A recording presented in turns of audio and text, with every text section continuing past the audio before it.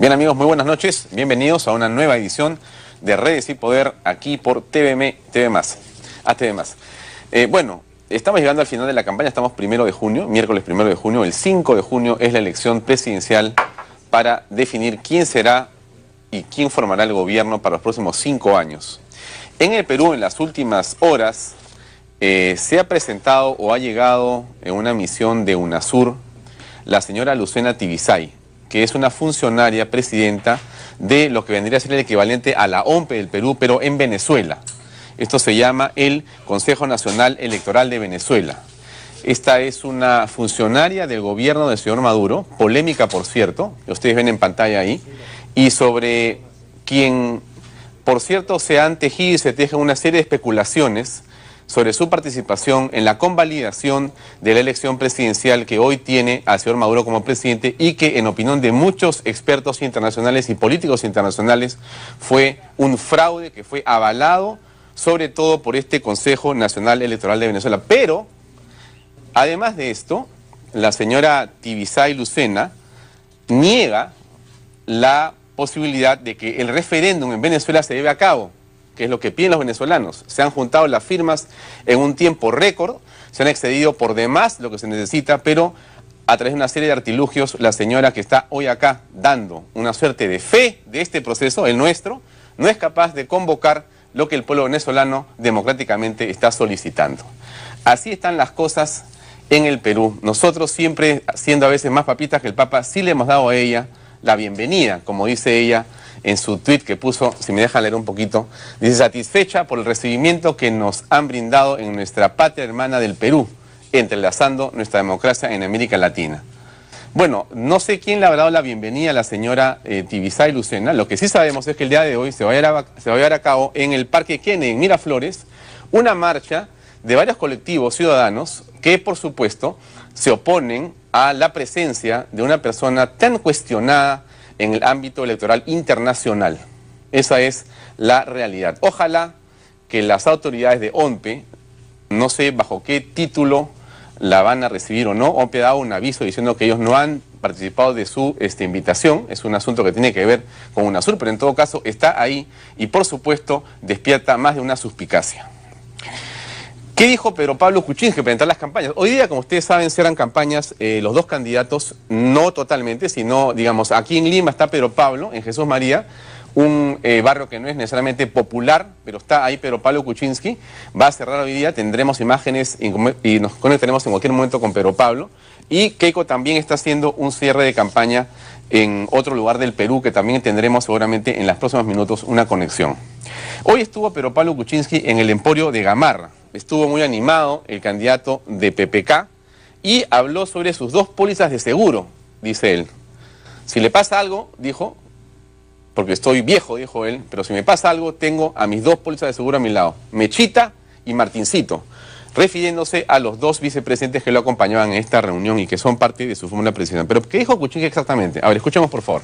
Adelante. De los candidatos a la presidencia éramos 19, quedan 2. Y ¿saben qué? Este candidato tiene 2 vicepresidentes, la otra solo tiene 1.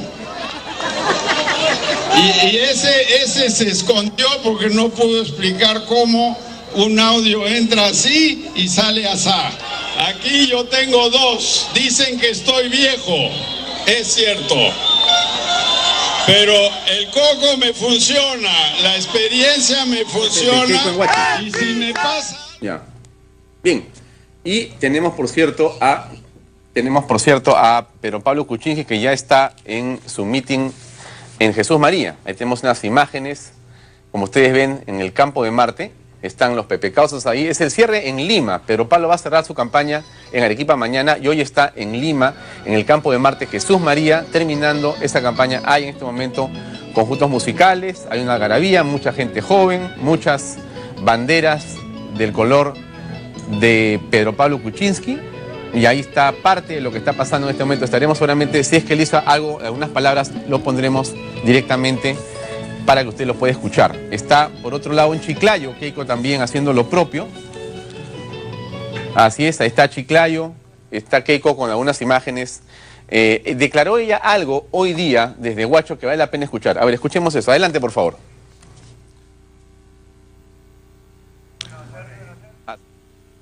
Miren, yo respeto la opinión de todas las personas que han participado en la marcha.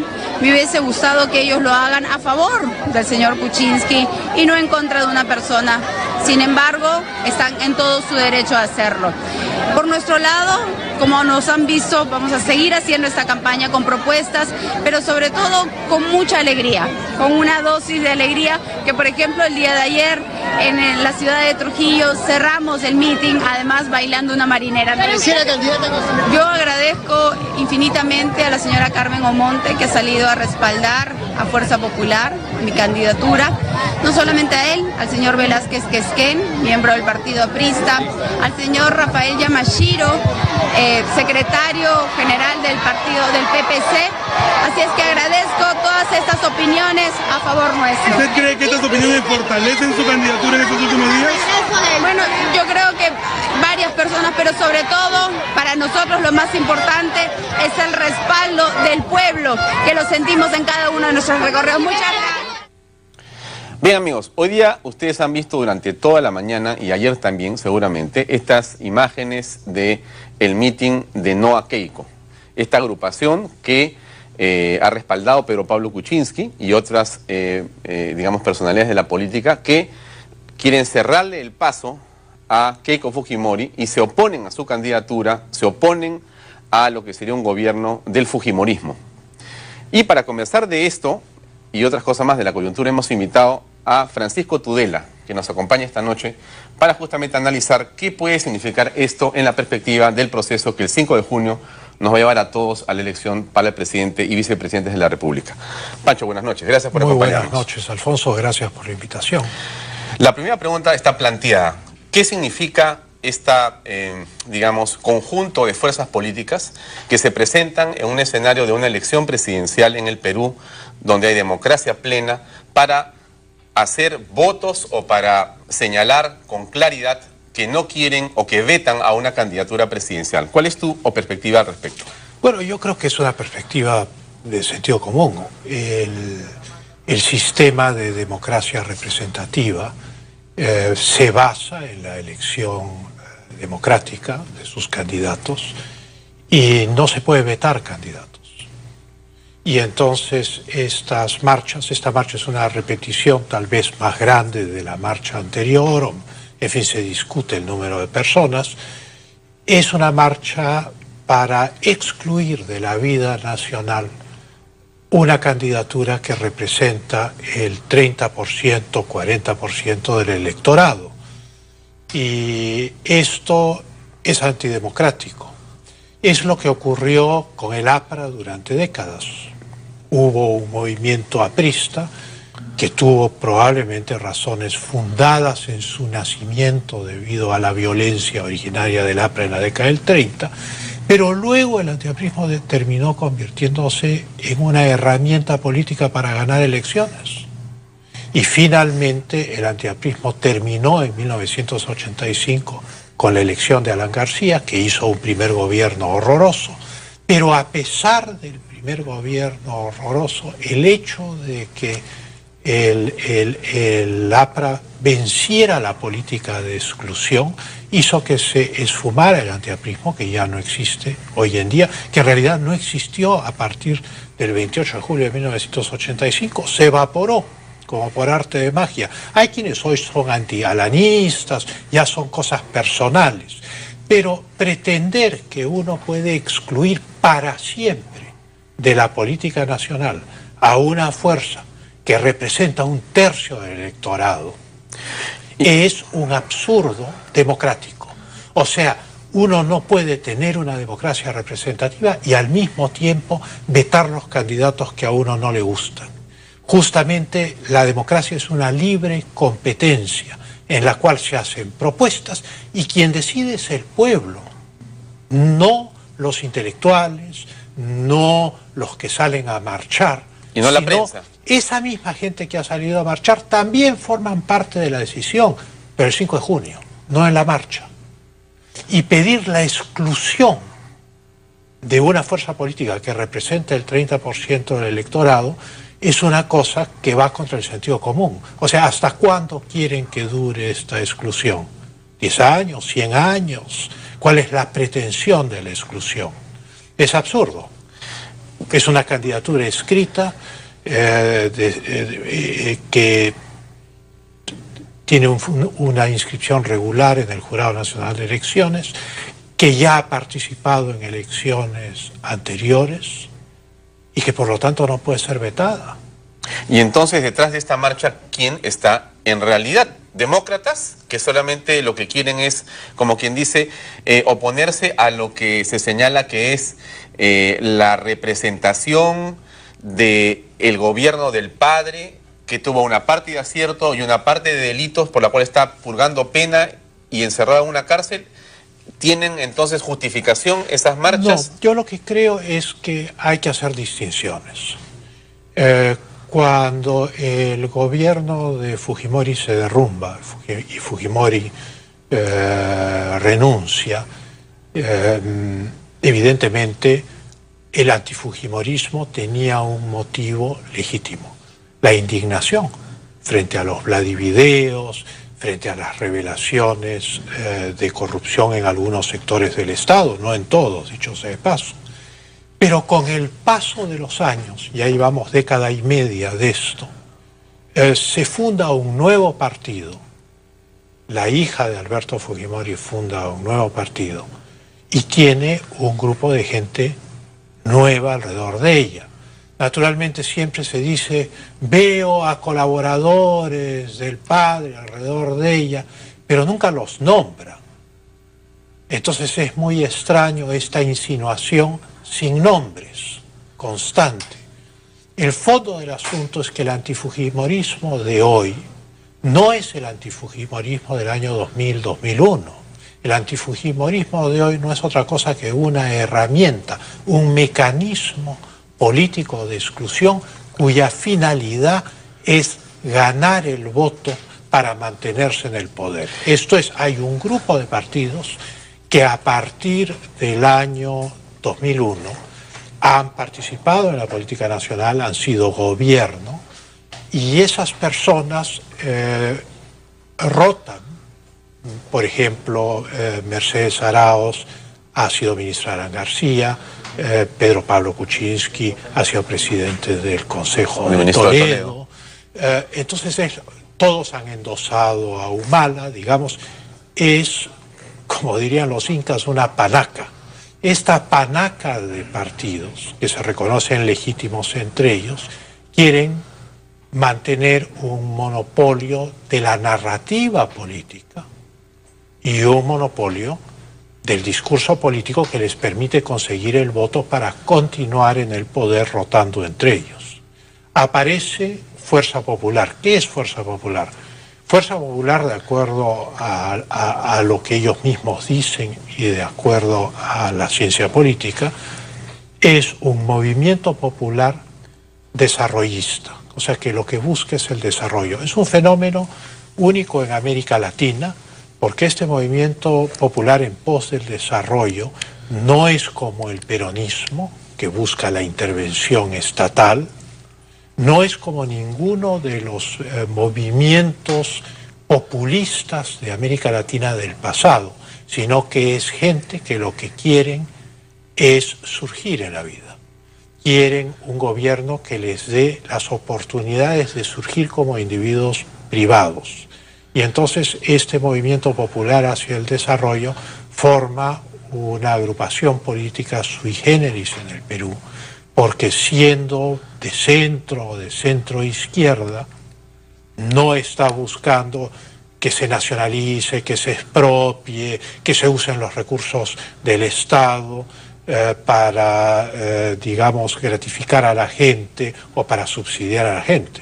Lo que están buscando es expresión para poder realizar sus ambiciones, condiciones políticas para poder realizar sus ambiciones, que son las ambiciones de los pequeños y medianos empresarios, que son las ambiciones del pueblo, que quiere mandar a sus hijos a una universidad para que sean profesionales, a una escuela técnica, para que sean expertos en alguna maquinaria y empiecen a tener mayor riqueza, mejores ingresos y una vida mejor.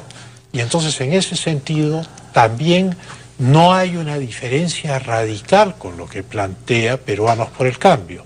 Son diferencias de énfasis entre Fuerza Popular y Peruanos por el Cambio.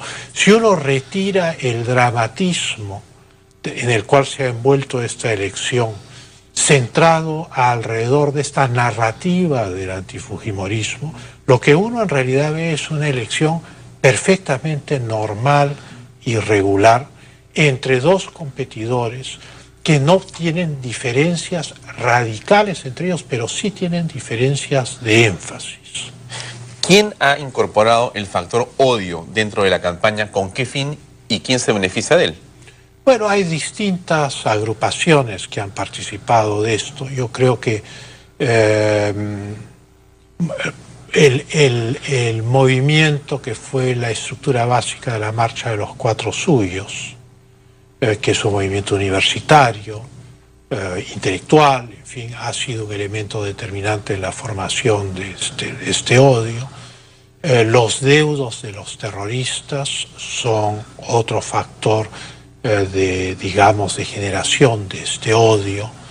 En fin, hay muchos factores y muchos grupos que son los forjadores de este odio, no solamente la extrema izquierda, sino también sectores más pitucos, como son los caviares, ¿no? Digamos, una izquierda de salón, son también generadores de este odio, que tiene distintas motivaciones, ¿no? ¿Por ejemplo? Por ejemplo, son personas que se han sentido excluidas del poder durante la década de Fujimori. Son personas que sentían que tenían que tener una participación política, que merecían más. Son personas que detestan la Constitución del 93 porque es una constitución que ellos denominan neoliberal, que establece la libertad de mercado y elimina los monopolios estatales. Y entonces es alrededor de esos odios ideológicos que se genera el antifujimorismo. El antifujimorismo inicial del año 2000-2001 es una indignación genuina de vastos sectores de la población por los vladivideos y las revelaciones de la corrupción. Pero el antifujimorismo de hoy es fundamentalmente un odio ideológico a la... No utilizaría el término revolución social porque lo ha utilizado Kuczynski para su programa, pero sí para las grandes reformas que se hicieron en los 90 y la Constitución del 93 que abrió las puertas a la economía que hoy tiene el Perú. Entonces, los adversarios de estas reformas piden constantemente una nueva Constitución. Los grupos que piden una nueva Constitución o las modificaciones constitucionales que conviertan la Constitución del 93 en igual a la del 79 son los principales sectores del antifujimorismo. Quieren regresar a los 80. Básicamente también son las fuerzas que gobernaban el Perú en la década del 80 y que son desplazadas por un golpe de Estado, que por lo demás es injustificable, que es el del 5 de abril de 1992. ¿Existe un riesgo que si Keiko Fujimori es elegida presidenta de la República, se puede instalar en el país un narcoestado, una dictadura o un lavadero de dinero por parte del gobierno de la señora Fujimori? Eso es absurdo.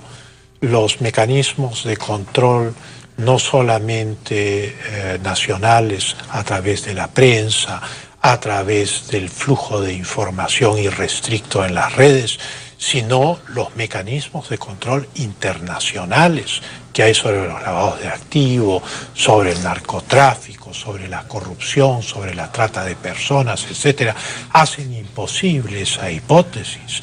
En el caso de México, es un caso dramático en el cual han muerto decenas de miles de personas por la violencia que el narcotráfico y los principales carteles que están en México han traído a esa sociedad, pero no es el caso del Perú y menos aún el caso de un partido político que ha comenzado sus actividades en el año 2011.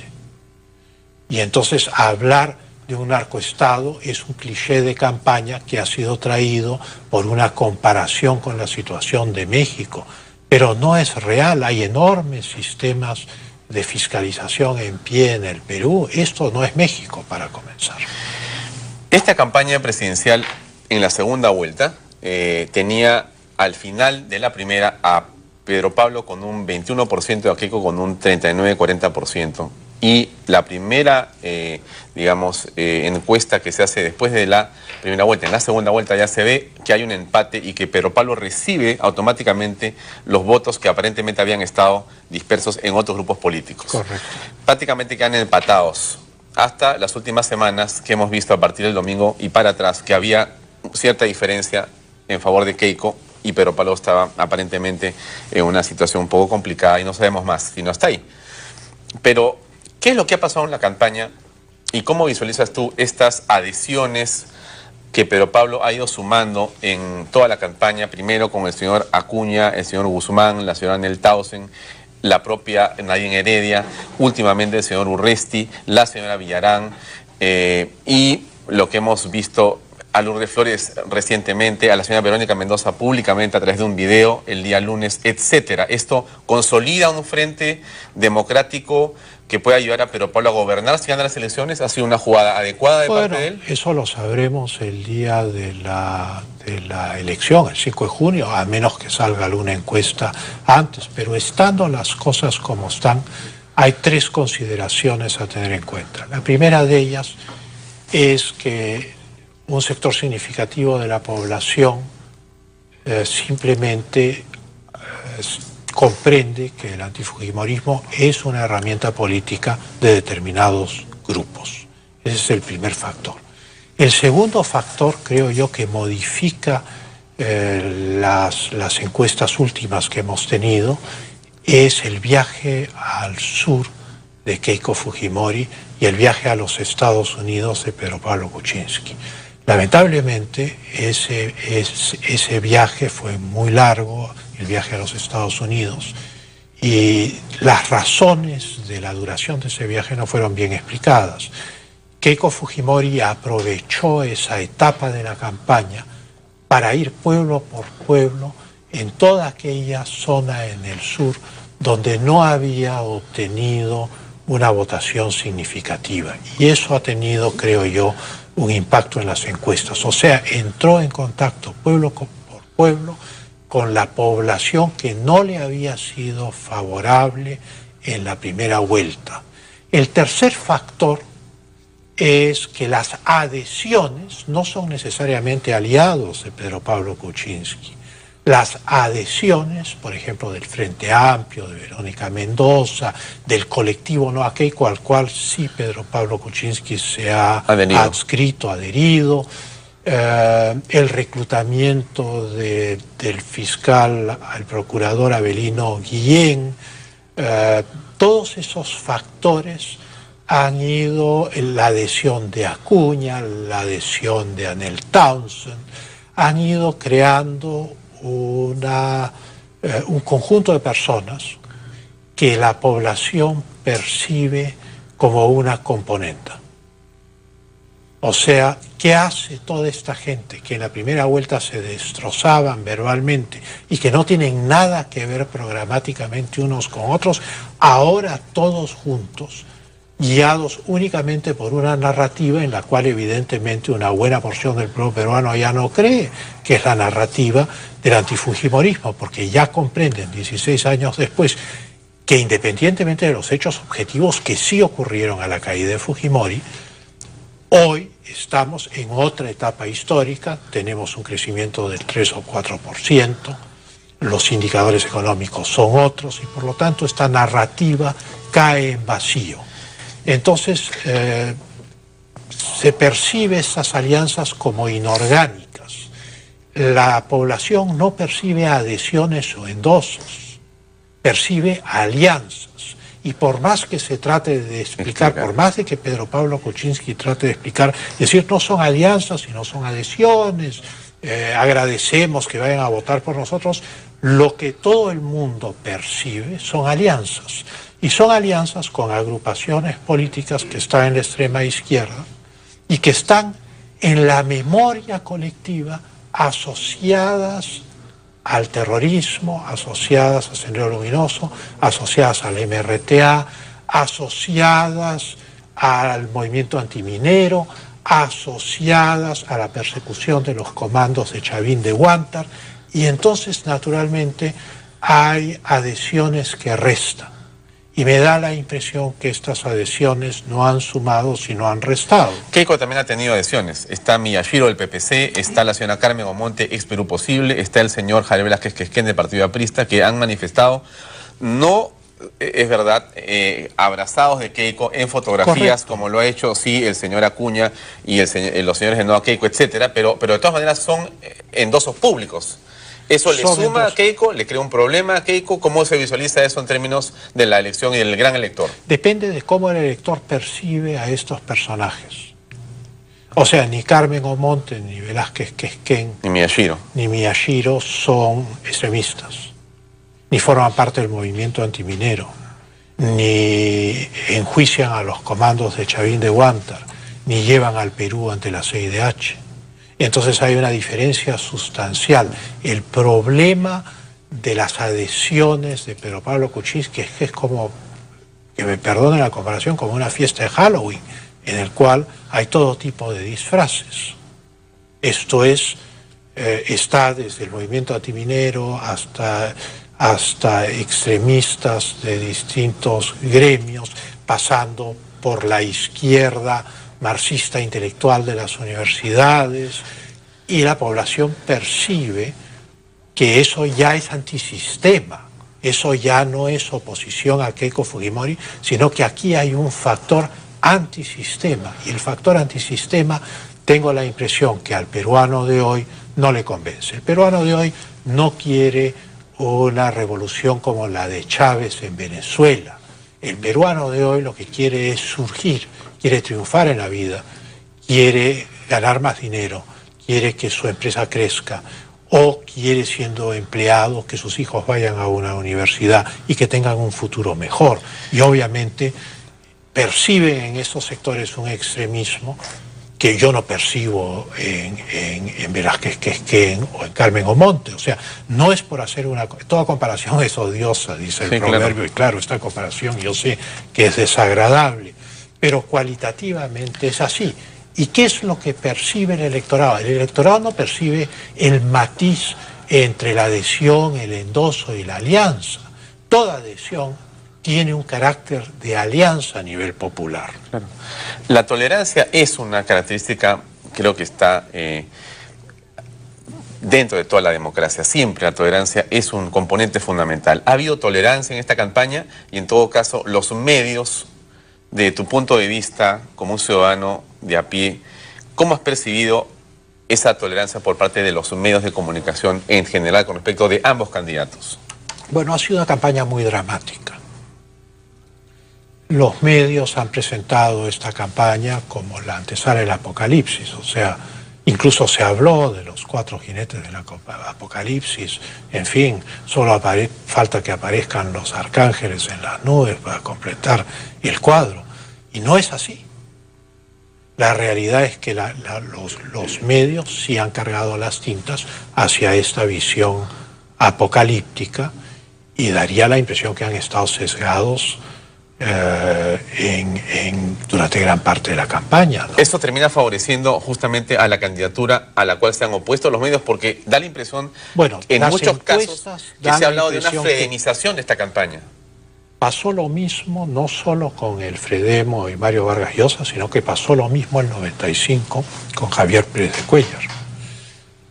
Javier Pérez de Cuéllar tuvo este mismo espectro político de diferentes partidos que van desde la izquierda extrema, llamémosla universitaria, hasta los viejos partidos, todos alineados detrás de él, y la prensa importante, por decirlo de alguna manera, no los tabloides, donde habían, pues como hoy se sabe, algunos pagados para hacer ataques, pero en la prensa seria que la gente lee, también había un sesgo a favor de un candidato. Y sin embargo, la elección les resultó desfavorable. ¿No crees que la prensa tiene un peso hoy día que puede determinar y que puede poner a un presidente, o sacar a un presidente, o causarle daño a una candidatura? Sí, claro que puede hacer eso, puede causar daño a una candidatura, pero más allá de eso, yo creo que la gente percibe cuando la prensa exagera, y la gente también percibe cuando la prensa ha dado en el blanco y lo que dice es justo. O sea, no es que lo que la prensa diga, porque la prensa lo diga, va a derrumbar un gobierno. La prensa lo que tiene que revelar son hechos objetivos que derrumben a un gobierno y que la población diga, ah carambas, esto es cierto, esto es real. Pero ¿qué sucede si lo que la prensa está proyectando es un sesgo por partidarismo político y la población no percibe eso? Percibe eso como una exageración, que me temo que es lo que ha pasado. ¿El presidente y el gobierno del Perú en esta campaña han actuado dentro del principio de neutralidad que todos esperábamos? Por supuesto que no. Por supuesto que no. Han expresado sus opiniones políticas. Yo no voy a decir que son los voceros de Pedro Pablo Kuczynski, no llegaría a decir eso, porque no tengo ninguna prueba para decir una cosa así, pero que han dado apoyo a través de la oposición a la candidatura de Keiko Fujimori, sí. O sea, han formado parte de este gran frente que llega hasta el extremismo, hasta el movimiento antiminero, etc. Hoy Santos se ha plegado y ha pedido que voten por PPK. O sea, ya digamos, hemos llegado al extremo. Y la gente se da cuenta de estas cosas y la prensa puede decir lo que quiera, pero si no es convincente, si no está fundado en una percepción de la realidad que la gente sí tiene, entonces no tiene el efecto que se busca. Para ir terminando, Pancho, ¿qué deberíamos esperar el día lunes los peruanos? El resultado el domingo lo sabremos en la noche seguramente. Y el lunes, ¿qué debería ocurrir en el Perú, cualquiera sea el resultado que obtengamos de las urnas? Civilización. Esta radicalización ha generado en múltiples ámbitos, en el Twitter, en las redes, en el Facebook, una violencia verbal muy fuerte. Ha habido una sensación de confrontación horrorosa, que es pésima para la democracia, porque crea fosos. Una vez que se pasa la elección, las fuerzas políticas tienen que tender puentes y tienen que entenderse.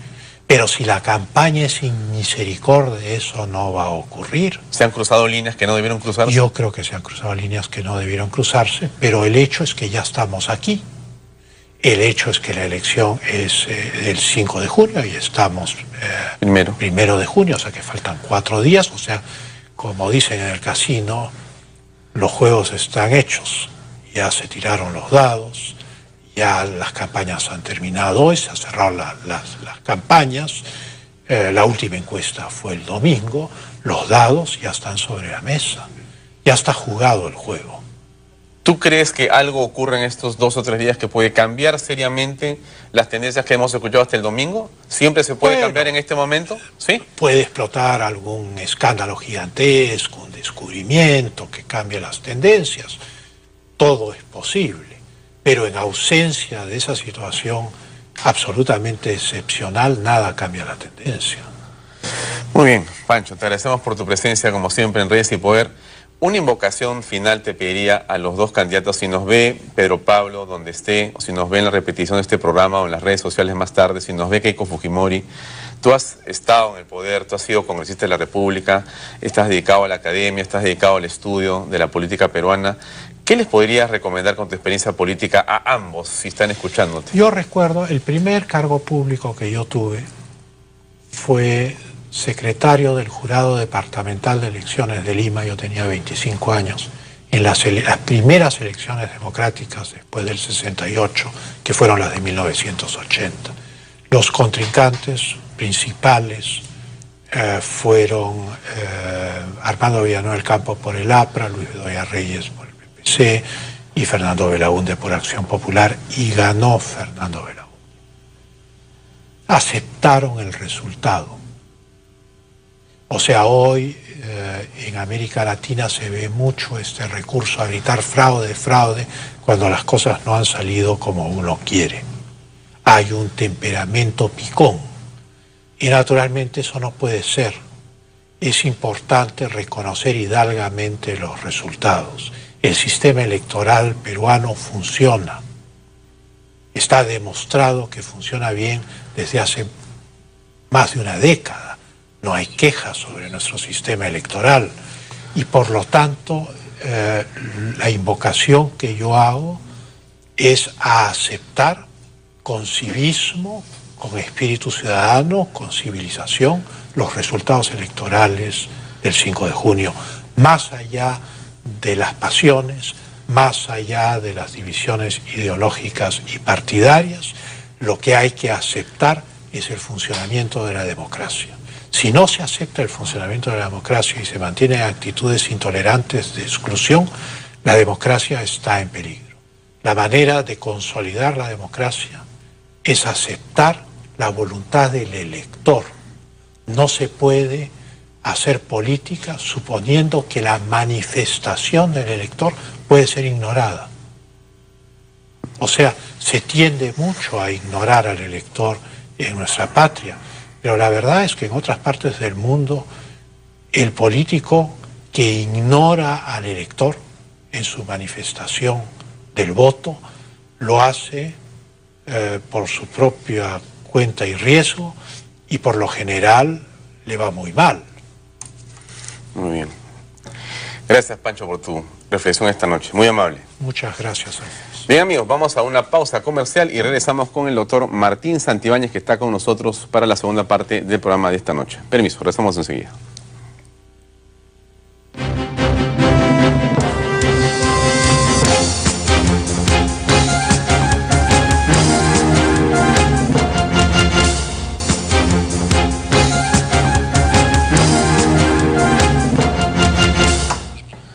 Bien, amigos, estamos conectados con el mitin de Pedro Pablo Kuczynski. Está con nosotros el doctor Santibáñez, pero vamos primero unos segundos a escuchar a Pedro Pablo. Ahí está en Jesús María. Adelante, por favor. Que todas las empresas van a tener acceso al crédito. Hoy estuvo Pedro Pablo Kuczynski en el Emporio de Gamarra. Estuvo muy animado el candidato de PPK y habló sobre sus 2 pólizas de seguro, dice él.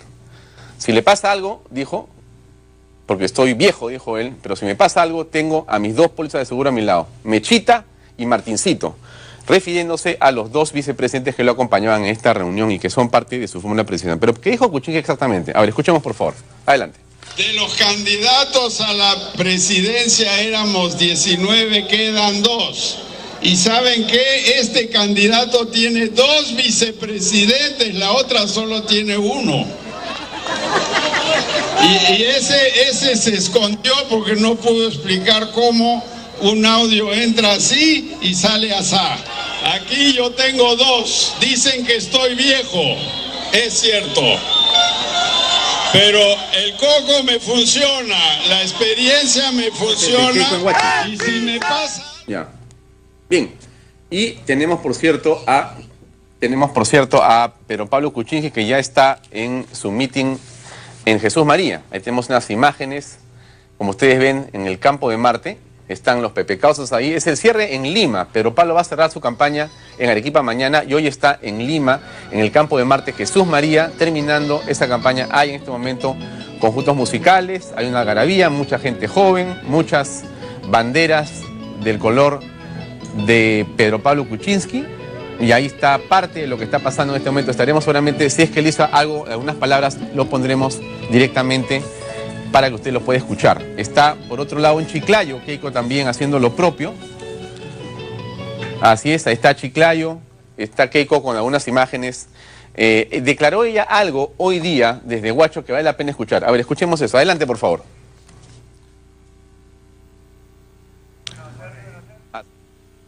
Miren, yo respeto la opinión de todas las personas. Y que en opinión de muchos expertos internacionales y políticos internacionales fue un fraude que fue avalado sobre todo por este Consejo Nacional Electoral de Venezuela. Pero, además de esto, la señora Tibisay Lucena niega la posibilidad de que el referéndum en Venezuela se lleve a cabo, que es lo que piden los venezolanos. Se han juntado las firmas en un tiempo récord, se han excedido por demás lo que se necesita, pero a través de una serie de artilugios, la señora que está hoy acá dando una suerte de fe de este proceso, el nuestro, no es capaz de convocar lo que el pueblo venezolano democráticamente está solicitando. Así están las cosas en el Perú. Nosotros siempre, siendo a veces más papitas que el Papa, sí le hemos dado a ella la bienvenida, como dice ella en su tweet que puso, si me deja leer un poquito, dice: satisfecha por el recibimiento que nos han brindado en nuestra patria hermana del Perú, entrelazando nuestra democracia en América Latina. Bueno, no sé quién le habrá dado la bienvenida a la señora Tibisay Lucena. Lo que sí sabemos es que el día de hoy se va a llevar a cabo en el Parque Kennedy, en Miraflores, una marcha de varios colectivos ciudadanos que, por supuesto, se oponen a la presencia de una persona tan cuestionada en el ámbito electoral internacional. Esa es la realidad. Ojalá que las autoridades de ONPE, no sé bajo qué título la van a recibir o no, ONPE ha dado un aviso diciendo que ellos no han participado de su invitación. Es un asunto que tiene que ver con UNASUR, pero en todo caso está ahí y por supuesto despierta más de una suspicacia.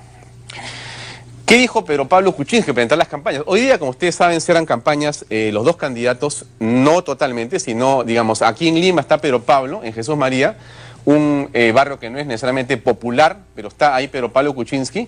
Va a cerrar hoy día, tendremos imágenes y nos conectaremos en cualquier momento con Pedro Pablo.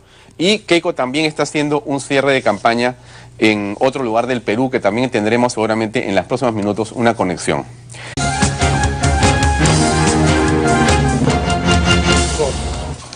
Bien amigos, muy buenas noches, bienvenidos a una nueva edición de Redes y Poder aquí por TV+. Bueno, estamos llegando al final de la campaña, estamos 1 de junio, miércoles 1 de junio, el 5 de junio es la elección presidencial para definir quién será y quién formará el gobierno para los próximos 5 años. En el Perú, en las últimas horas, se ha presentado o ha llegado en una misión de UNASUR la señora Lucena Tibisay, que es una funcionaria presidenta de lo que vendría a ser el equivalente a la ONPE del Perú, pero en Venezuela. Esto se llama el Consejo Nacional Electoral de Venezuela. Esta es una funcionaria del gobierno del señor Maduro, polémica por cierto, que ustedes ven en pantalla ahí, y sobre quien, por cierto, se han tejido y se tejen una serie de especulaciones sobre su participación en la convalidación de la elección presidencial que hoy tiene al señor Maduro como presidente.